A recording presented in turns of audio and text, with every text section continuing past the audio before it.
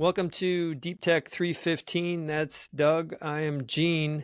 Our three topics this week are TikTok, changes to Apple's European App Store, and lastly, Grok xAI. Sounds like they're kicking off with open source approach. And so we'll take it to the top. This has been grabbing most of the headlines in tech this week is related to TikTok.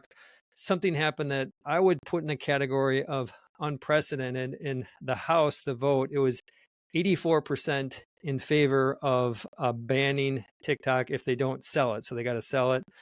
This, of course, goes to the Senate. It'll probably take 2 to 4 months to be presented to the Senate. And then eventually it gets on to, if it does get through, it's considered a 50-50, whether it gets through the Senate, it gets to Biden. But we didn't want to focus on the mechanics of the political side of this and will it get passed or will it not get passed.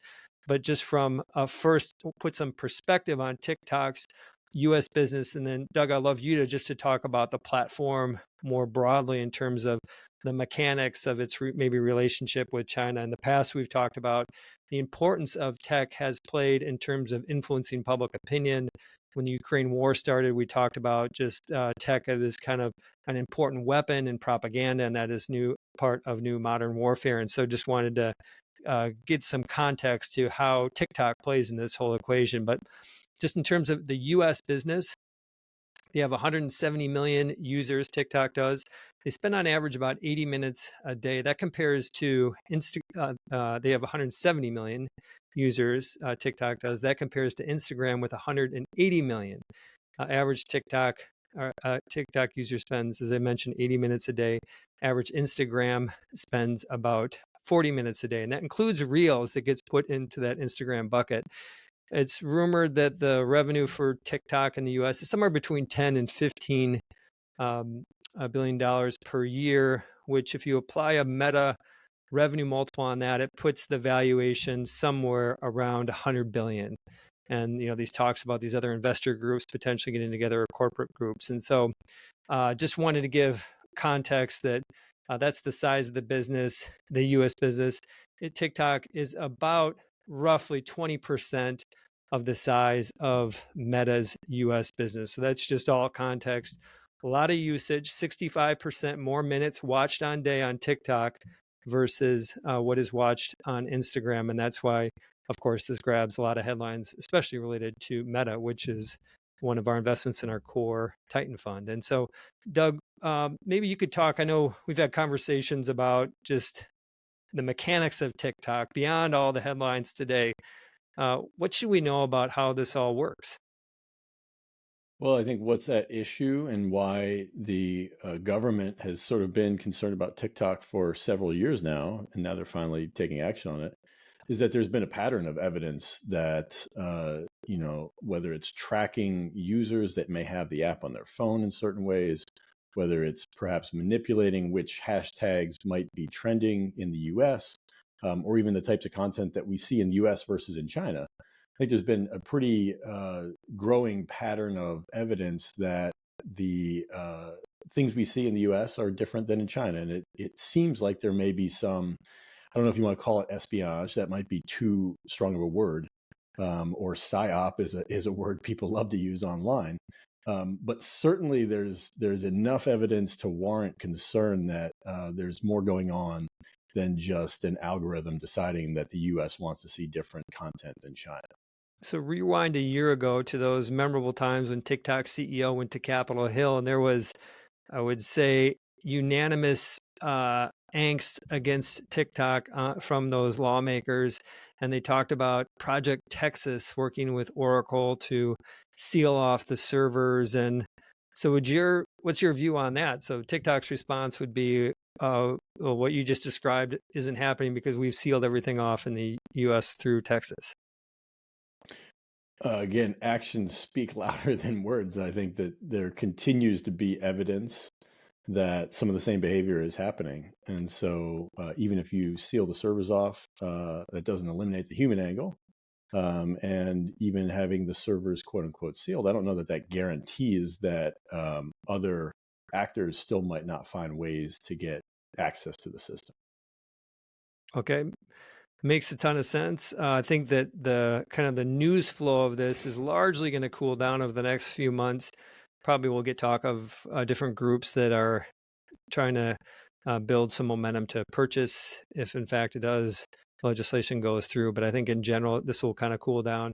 I gotta ask the question, Doug, what when you think about the three outcomes here, this is one of my favorite things to do. I think it's probably your less favorite things to do, but put odds on things happening here. But we got three outcomes.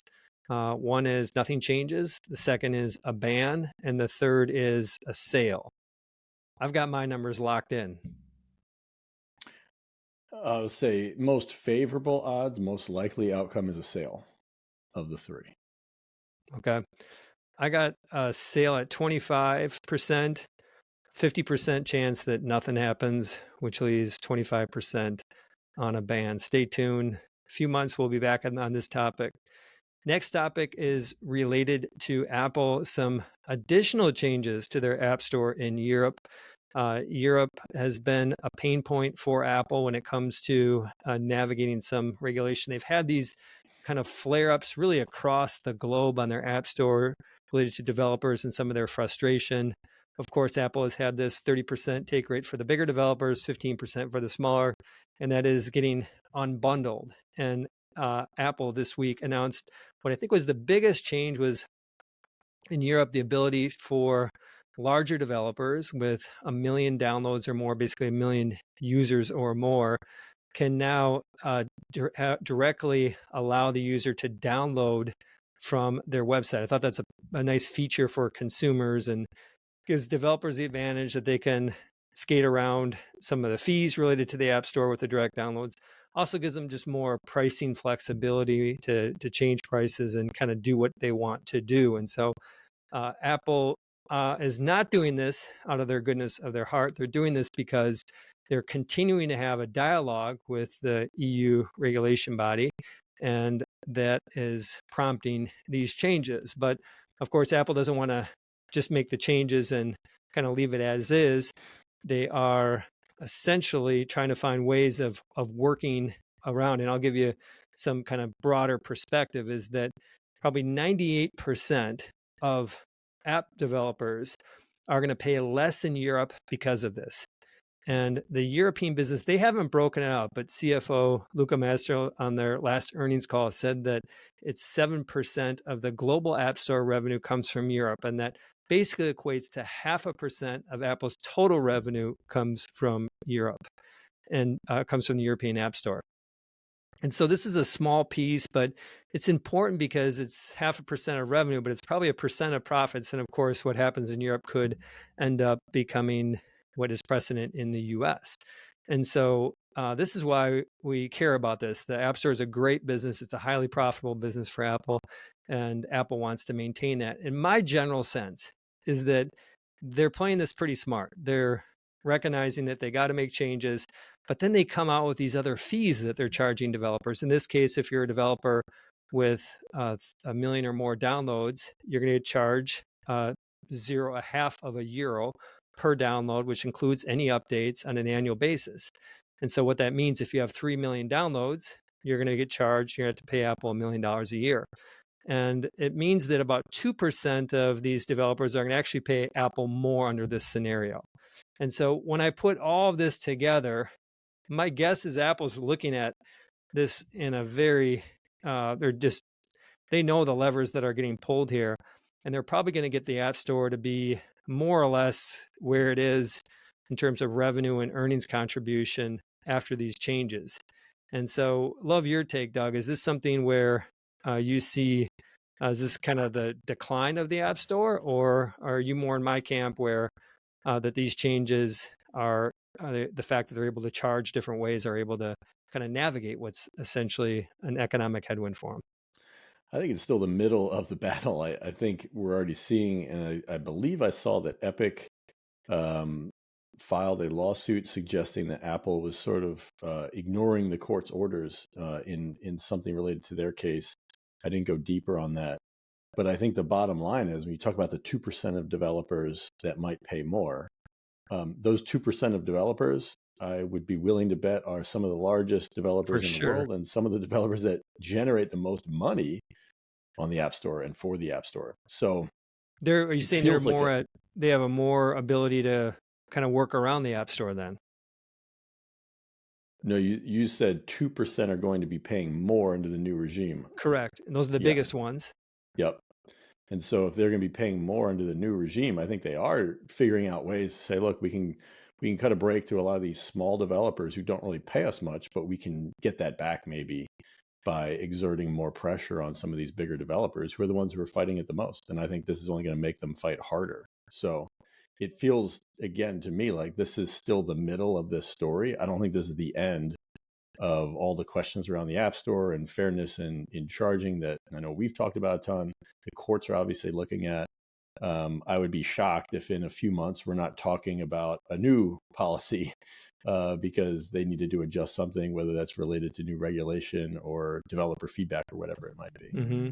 Well, we've already had one change to your point. We've already had one change in a matter of basically a month in Europe, and my attention is what happens in the U.S. and that's I think a bigger economic challenge in terms of the App Store. We're going to jump to the final test here, the final chapter, which is Elon this week said that xAI Grok is going to be open source. Just as a quick reminder, there are two basic foundation models, we'll call them. On one side is closed source. That would be obviously OpenAI with GPT, Google with Gemini, Anthropic, and Cloud and Anthropic. And then you have on the, that's basically you pay for those models, you get more support for them. The models don't give you as much insight in terms of attribution, and it's a little bit hard to customize them. But those are where all the kind of excitement and economic activity is. And on the open source side, we of course have Llama 2. Meta has said Llama 3 is going to come out this July, and that is a free application, easier to make tweaks to it, and usually used by people with more sensitive information or smaller developers. And so we've been waiting a lot to hear what's xAI going to do. There sounds like they're going to jump in as an open source. And what was your reaction to that?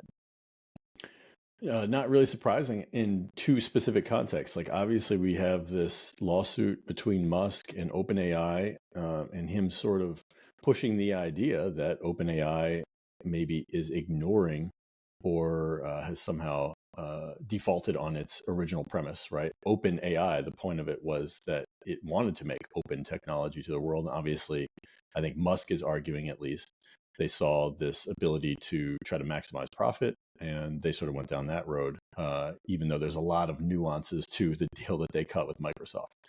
On the second point, I actually think this is sort of a pattern of behavior for Musk and his companies. You look at Tesla, they opened up all their patents several years ago on the EV front. They've now basically partnered with everybody on charging in the EV world. And I think that they've kind of had a pattern of being a pretty open company and finding ways to monetize their products by actually being open. Mm-hmm. Just because you make something open doesn't mean you can't monetize it. I think that's a fallacy when people hear open source versus closed source. You can still offer managed services, right? I mean, Meta, for example, they have partnerships, and they don't make a ton of revenue from this today, but they have partnerships with Azure, for example, where if somebody goes and has a hosted Llama instance on Azure, Meta gets a little bit of revenue from that. Maybe over the long run, Meta starts to offer its own managed service for Llama. Maybe xAI decides they want to do the same thing with its Grok chatbot. So I think there's still a lot of ways that they might find to make money off of this. But I think spiritually, this is just what kind of Elon does with his companies. And I think he sort of had to do it, given the lawsuit with OpenAI, to make a statement.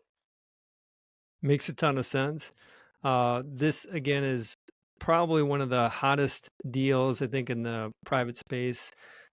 What's going on with x.ai. All eyes are on when and if and when Elon is going to raise money for this. They're doing something pretty unique here with this truth-seeking AI. And we're going to leave it there. On behalf of Doug, I'm Gene.